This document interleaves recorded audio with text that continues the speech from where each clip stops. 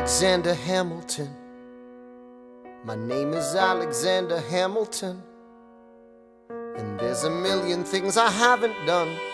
But just you wait, just you wait.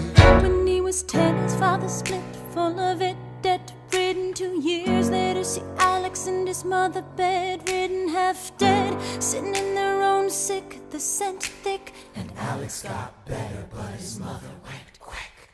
Moved in with a cousin, the cousin committed suicide. Left him with nothing but ruined pride. Something new inside, a voice saying, Alex, you gotta fend for yourself. He started retreating and reading every treatise on the shelf. There would have been nothing left to do for someone less astute. He would have been dead and destitute without a cent or restitution. Started working,